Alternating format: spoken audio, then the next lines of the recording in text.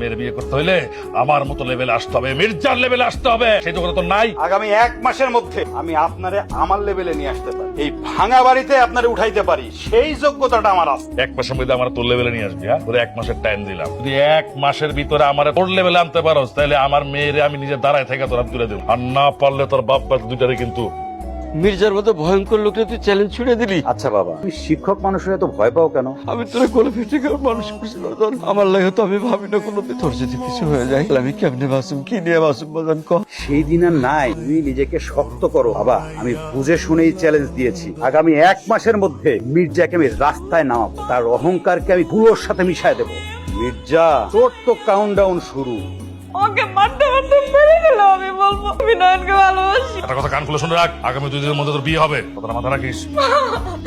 বাবাকে বোঝাও আমি অন্য কাউকে বিয়ে করবো না মা। আসসালামু আলাইকুম মির্জা সাহেব। তুই মালিক না? জি আমি মালিক। তোর এত বড় সাহস কে দিচ্ছে তুই আমার জমি দখল করস? তোর আড়তের পাশে আমার যে জমি ছিল সেটা তুই দখল করছিস কেন?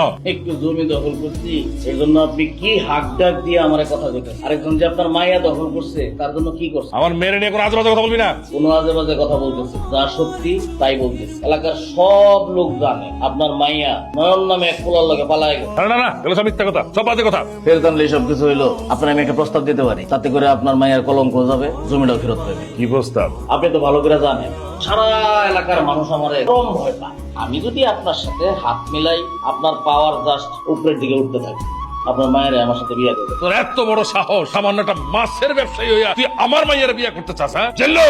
এসব জিল্লু ফিল্লু কোনো কাজ হবে না। সময় দিয়ে গেলাম একদিনের মধ্যে চিন্তা ভাবনা করে পজিটিভ রেজাল্ট জানাইবেন।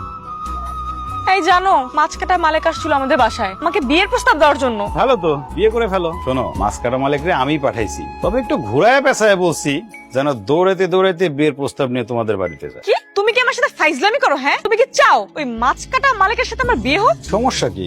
মাছ কাটা মালিকের সাথে তোমার বিয়ে হলে খারাপ হবে না, ভালোই হবে, তোমার সাথে মানাবে ভালো। ফাইজলামি করো তুমি আমার সাথে? হ্যাঁ, আমি কিন্তু মির্জা বংশের মেয়ে, 20 বছর ওয়েট করছি কি আমি মাছওয়ালার বিয়ে করার জন্য? খেলা যা চলছে চলতে দাও, আমার উপর ভরসা রাখো, দেখো না সামনে কি হয়। এই তুমি না বলছো আমার আব্বারে বিল্ডিং থেকে মাটিতে নামা আনবা? কবে আনবা? তোমার আব্বারে রাস্তার নামাবো আর তুমি হেসে হেসে কথা বলছো? কারণ তুমি যত তাড়াতাড়ি আব্বারে তোমার লেভেলে নামায় আনবা তত তাড়াতাড়ি আমাদের বিয়ে হবে। যে নিজের বাপরে বাস দিলে খুশি হয়। নিজের বাপরে বাস দিলে যদি প্রেমিকরে পাওয়া যায় তাহলে তো বাস দেওয়াই ভালো। ঠিক আছে ম্যাডাম, আপনার বাবার জন্য ঝাড়ের যত বাস আছে সব একদম ছিলে রেডি করে রাখবো।